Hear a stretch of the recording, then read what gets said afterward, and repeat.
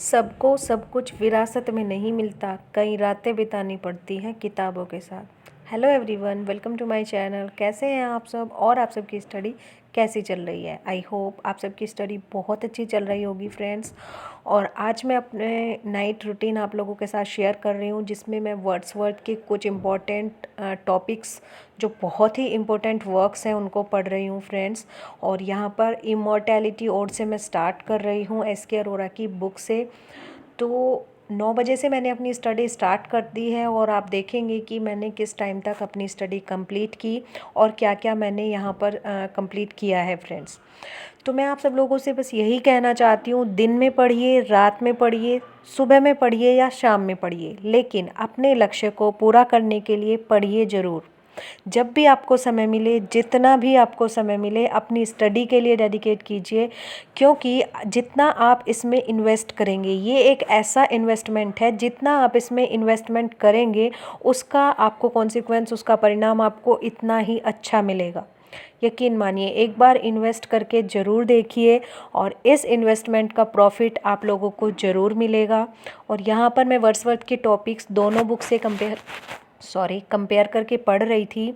और जो मेरे पास आनंद प्रकाश सर की जो बुक है उनसे भी और एस के अरोरा की बुक से भी, क्योंकि होता है ना, सबके पर्सपेक्टिव अलग अलग होते हैं।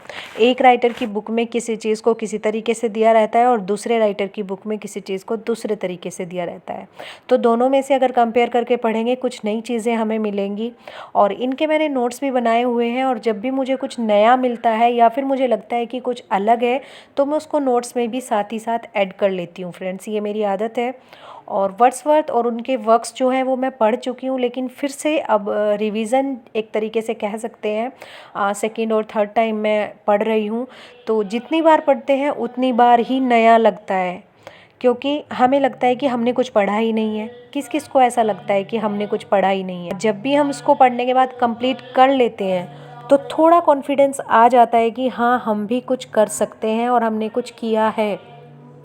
और ये जो इन्वेस्टमेंट है हमारे टाइम का, ये समय आने पर हमको पता चलेगा कि इसका हमें कितना फ़ायदा मिला है।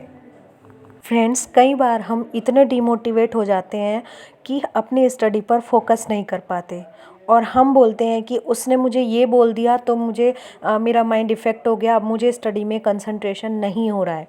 एक छोटी सी स्टोरी है, बहुत ही छोटी सी, मैंने पता नहीं कहीं पे सुनी थी, और तो आज मैं आप लोगों को ये स्टोरी सुनाना चाहती हूँ। एक बार क्या हुआ, एक मेंढक जो है वो कुएं में गिर जाता है।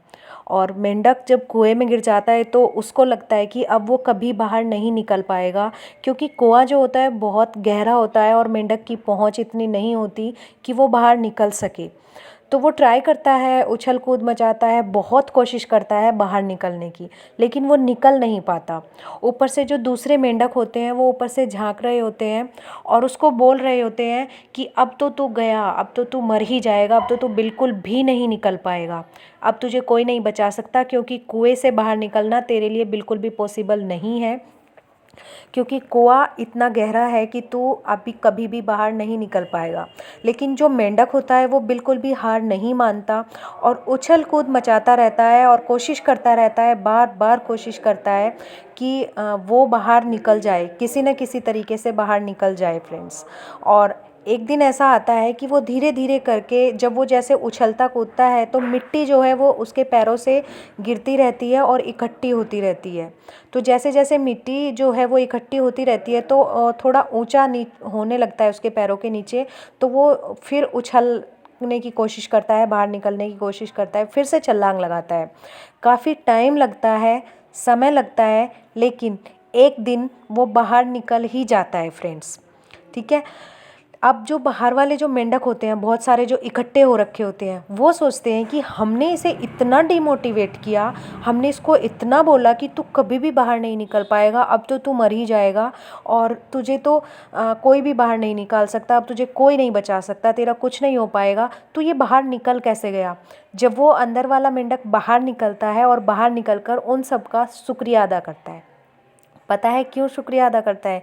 क्योंकि वो जो मेंढक होता है वो बहरा होता है, उसको सुनाई नहीं देता, और जब वो बाहर से उसको डिमोटिवेट कर रहे होते हैं तो उसको लगता है कि सब तुझे बोल रहे हैं कि तू कर सकता है, तू कर सकता है, तू कर सकता है, तुझे हार नहीं माननी है, तुझे हार नहीं माननी है, तुझे हार नहीं माननी है। और उसी से उसे एनर्जी मिल रही होती है, स्ट्रेंथ मिल रही होती है और वो कोशिश करता रहता है। उसे लगता है कि भले ही मुझे ना लगे कि मैं कर सकता हूँ, लेकिन इन लोगों को लगता है कि मैं कर सकता हूँ, तो मैं ज़रूर कर सकता हूँ। तो फ्रेंड्स, इस छोटी सी कहानी से हमें ये सीख मिलती है कि बाहर वाले हमें कितना भी डीमोटिवेट करें, हमें डीमोटिवेट नहीं होना है, हमें उनको करके दिखाना है। उस समय हमें उस मेंढक की तरह बहरा बन जाना है कि वो जो डीमोटिवेशन वाले जो शब्द हैं या परिस्थितियां हैं वो हमें उस टाइम अफेक्ट ना कर सकें और हम अपनी जो मोटिवेशन है उसको डाउन ना होने दें। पढ़ाई में भी ऐसा ही होता है, जब हम स्टडी करते रहते हैं, एग्ज़ाम्स देते रहते हैं और क्लियर नहीं होते, तो बाहर वाले लोग क्या बोलते हैं, तुमसे नहीं हो पाएगा, कुछ और देख लो, कुछ और काम कर लो, इतने सारे एग्ज़ाम्स दे लिए, तुमसे क्लियर नहीं हो रहे हैं, तुम कुछ नहीं कर पाओगे। स्पेशली जो हाउसवाइफ्स होती हैं वो घर भी संभालती हैं, अपने घर के कामों को भी देखती हैं और परिवार को भी देखती हैं और फिर अपनी स्टडी करने की कोशिश करती हैं। लेकिन एक दो बार अगर उन्हें फेलियर का सामना करना पड़ जाए तो घर वाले ही, बाहर वाले तो बाद में बोलते हैं, घर वाले ही डिमोटिवेट करना स्टार्ट कर देते हैं कि छोड़ो, तुमसे नहीं होगा। लेकिन मैं आप लोगों को बता दूं, अगर आप कोशिश करने की हिम्मत रखते हैं तो आप जीतने की भी हिम्मत रखते हैं। तो कोशिश कीजिए, अपने आत्मविश्वास को डगमगाने मत दीजिए और आप कर सकती हैं, बिल्कुल कर सकती हैं। लेकिन इसका विश्वास पहले आपको होना चाहिए कि हाँ, मैं कर सकती हूँ। तो शिव खेरा की एक बुक है, अगर आपने पढ़ी होगी, पढ़ी तो नहीं होगी, पढ़ी भी नहीं होगी तो सुना ज़रूर होगा, यू कैन विन। उसके टाइटल में ही उस पूरी बुक का सार छिपा है। कुछ भी हो, परिस्थिति कैसी भी हो, हम कितने भी डीमोटिवेट हों, अगर हम चाहें, अगर हमारी विल पावर इतनी मजबूत है तो हम कर सकते हैं। You can win. परिस्थितियाँ कैसी भी हो, यू कैन विन। कोई भी डीमोटिवेट करे, यू कैन विन। लेकिन उसके लिए हमें विश्वास करना पड़ेगा कि मैं कर सकता हूँ, I can do it any how. मैं कैसे भी इसको कर सकता हूँ और मुझे ये करना ही है। इसका मुझे कोई एक्सक्यूज़ नहीं देना है, इसका मुझे कोई बहाना नहीं देना है, क्योंकि बाहरी जो लोग हैं वो डिमोटिवेट करते हैं या मोटिवेट करते हैं, ये सब बहाने होते हैं। असली जो विल पावर होती है वो हमारे अंदर से निकलती है। अगर हमारे अंदर उस काम को करने की इच्छा है और दृढ़ इच्छा शक्ति है तो हम उस काम को ज़रूर करेंगे। ठीक है ना फ्रेंड्स। कई बार आपने देखा होगा कि जो चीज़, जो काम करने का आपका मन करता है और अगर बाहर के लोग आपसे बोलते हैं कि तुम नहीं कर सकते, लेकिन तुम बोलते हो कि मैं कर सकता हूँ, तो आप उसे कर दिखाते हो। लेकिन कुछ लोग आपको बोलते हैं कि तुम्हें ये काम करना है, लेकिन अंदर से तुम्हारा मन उस चीज़ को नहीं कर रहा है, तो आप उसको करने की कोशिश भी नहीं करोगे। और जब कोशिश भी नहीं करोगे तो कैसे हो पाएगा, होगा ही नहीं। तो मेन चीज़ यही है कि अगर हम चाहते हैं तो हम कर सकते हैं। तो फ्रेंड्स, यही था आज की एक छोटी सी स्टोरी के थ्रू आप लोगों को ये बताना कि विल पावर मजबूत बनाइए, स्टडी कीजिए, हम कर सकते हैं, हम मिलकर कर लेंगे और ज़रूर करेंगे, बिल्कुल करना ही पड़ेगा। अगर हम इस चीज़ को अपनी एक बाउंडेशन बना लेंगे कि हमें करना है और करना ही पड़ेगा, तो हम ज़रूर कर पाएंगे फ्रेंड्स। तो फ्रेंड्स, यहाँ पर मैं स्पेलिंग के जो वर्ड्स होते हैं, जो कुछ टफ़ वर्ड्स होते हैं, उनकी प्रैक्टिस कर रही थी और मैं लिख कर प्रैक्टिस कर रही थी। और इनको लर्न करने का ना मुझे एक बहुत ही बेस्ट जो तरीका है वो मिल गया है। मैंने पहले भी ट्राई किया है, लेकिन अगर इस तरीके से हम इनको लिख कर याद करेंगे तो हम इनकी जो स्पेलिंग है वो कभी भी नहीं भूल पाएंगे। और अगर आप चाहते हैं कि ये तरीका मैं आप लोगों के साथ शेयर करूं तो आप कमेंट बॉक्स में बताइएगा। मैं आप लोगों के साथ ये नोट्स भी और इनका लिखने का तरीका और याद करने का, बेस्ट तो वही है कि हम किस ट्रिक से, किस तरीके से इनको याद कर सकते हैं। वैसे तो किसी चीज़ की कोई ट्रिक नहीं होती है फ्रेंड्स, लेकिन कुछ वेज़ होते हैं जिनको हम अपना कर अपनी स्टडी को थोड़ा ईजी कर सकते हैं और ईज़िली उन चीज़ों को लर्न कर सकते हैं।